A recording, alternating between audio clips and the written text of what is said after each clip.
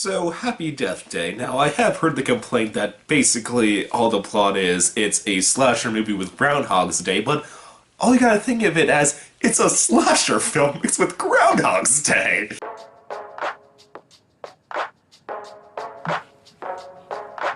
Oh, hey, you're up. Am I in a dorm room? Yeah, I folded your pants for you. Great. Dude, did you hear that or what? Go shorty, it's your birthday. Stop global warming. We gon' party like it's your birthday. We gon' sip and party like it's your You birthday. sneaky little biatch. Maybe you should switch to water next time. Super helpful. Don't be late to the party tonight. Okay, bye. Bye. Tree, happy birthday. You can find me in the club, bottle full of bub. Look, mommy, I got the ex into taking drugs. I'm in the habit. You scared me.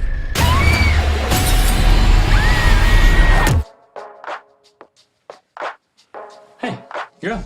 So, Happy Death Day. Plot of this movie, a girl in college, she wakes up hungover in some random guy's college dorm room, and then from there she tries to go on about her day, and it's her birthday, and on her way to a party she gets slaughtered by a mysterious killer in a baby's mask, and then she wakes up right back in her, the guy's dorm room, and she starts to realize that every time she gets murdered, she wakes back up, so she decides she better take advantage of this to figure out who her killer is, so she's not stuck on this loop forever. So, that's why the movie. Let's get to the good and bad of this movie. So, the good. Let's just say it how it is. Jessica Rothe has the lead role. So, for those who don't know, Jessica Rothe, she was one of Emma Stone's roommates in La La Land. To be more specific, she was...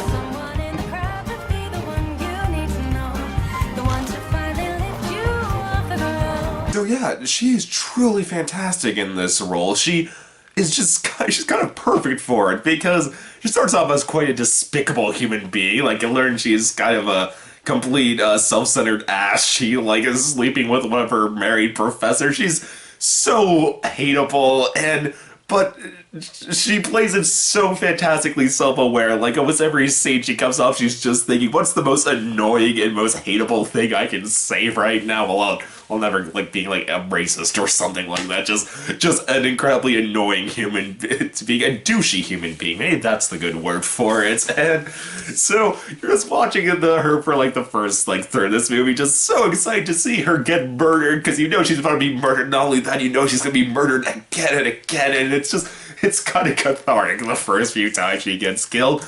But I gotta give her this credit, because they actually, as the film goes on, they do develop her, and they do try to give her depth, and Jessica Rothe, she stops playing it over the top, she starts playing it actually very serious and very straight as the film goes on, and she does it great, and by the end of the film, I did really love this character, and I really wanted to see her survive all this, and so it's kind of fascinating just how they took such a hateful character in the beginning and made her such a likable character by the end. And that's the key word to this movie, likable. That's what this movie is. It's a very likable movie. Like, I have heard the debate online on people saying, is this a smart movie being stupid, or is this a stupid movie trying to be smart? And honestly, I would say it's completely a smart movie being stupid, because like I said, this is a completely self-aware and over-the-top movie. Like, this is so tongue-in-cheek and silly. There's literally a moment they start talking about Groundhog's Day at one point in the movie, and it's literally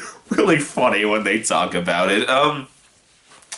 But the thing is, it's very clever in its stupidity, like, and it's just plot in general, because, like, for example, like, when you start with this character, with Jessica Rothe, like, she is completely hateable, so it is fun to watch her get killed and again, but then when the climax and, like, the second, third acts have to hinge on you hoping that she survives all this, they know to give her depth and make her likable, and like I said, you do really like this character by the end because of it.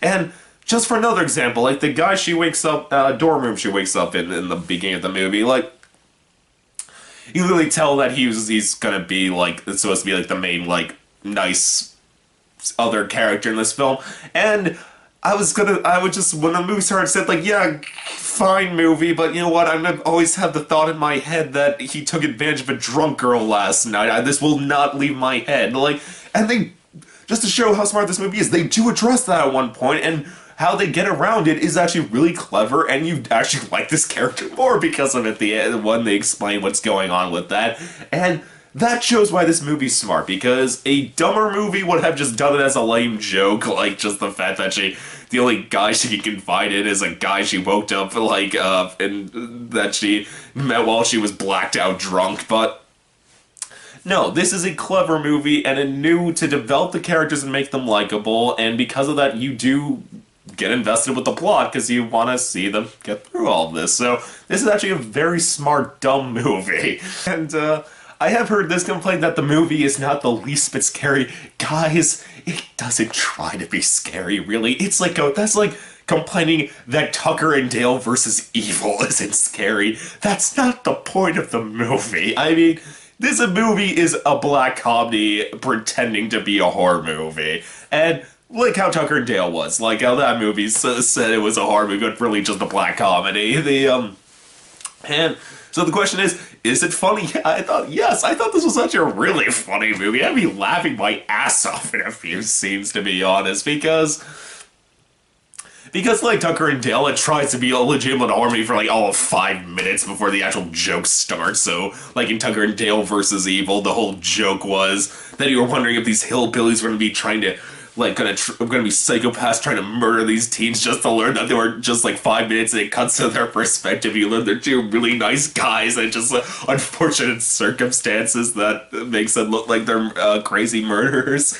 But and in this movie, like, it's the first 5 minutes of the movie when you're just seeing how awful our character is, and then when she gets killed the first time just to wake up back in this guy's dorm room, that's when the joke starts, because it's legitimately funny from there on, because there's some really fun kills. There's some of the transitions they do, because they do cut some transition between her dying and her waking up in the guy's dorm room, and some of them are really funny, like how they do it. Like one of the funnier ones is there's a point when she gets drowned to death by the killer, and then just when she wakes up, she just like spits out, she just like vomits out water like right in the guy's bed, and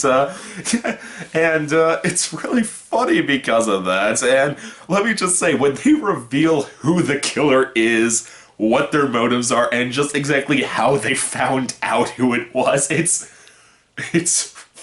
had me just in almost tears of laughter. It's everything I could have hoped for, especially the character's reaction to hearing why this killer is doing this, and it's just such a funny movie, and I really did just think this was hilarious at times. But as far as negatives go for this film, there is one big issue with this movie that holds it back from being the great black comedy horror movie that Tucker and Dale versus Evil is.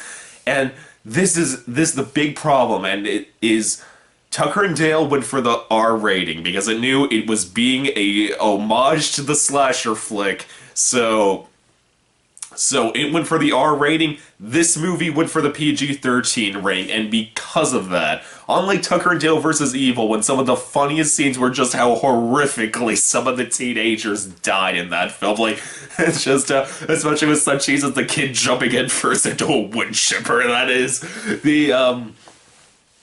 this movie, the problem is, every kill, it cuts out right before, like, you would see any blood. Like, it would, like, show, like, a knife going down on the character's head, or, like, the most you ever see is when she gets stabbed through the chest and you see a little blood on the knife afterwards. But for the most part, this is a bloodless movie, and I'm not sure if it was shot at a PG-13 or if it was shot as an R and then cut to a PG-13. It's really hard to tell for this film. It's not like some other films you can clearly tell they just cut right before they showed anything, but this movie, it really needed that hard R rating, because if you gotta see Jessica Roth just die in the most horrific, most over-the-top ways imaginable, this would have just been just hysterical, in my opinion. I would have probably just been laughing my ass off from beginning to end in this film. So, yeah, this really should have gone in for the R rating and not the PG-13 rating. So, just to summarize my thoughts on Happy Death Day, the good Jessica Roth, my god, was she fantastic in this. This is an incredibly likable movie, and it could be really, really funny at times. And as far as negatives go, it was just never as funny as it could have been for the most part. So that's why I'm going to give Happy Death Day a very solid 8 out of 10. I love this movie. I thought it was great. And all I can say about this movie is this is the perfect movie to see this Halloween if you're not brave enough for it. If the killer clown is just too much for you to take, go see this, because like I said, it's not the least bit scary, and it's just a ton of fun. So yeah, that's my thoughts on Happy Death Day. YouTube, as always, please subscribe, and I'll see you next time. Okay, bye.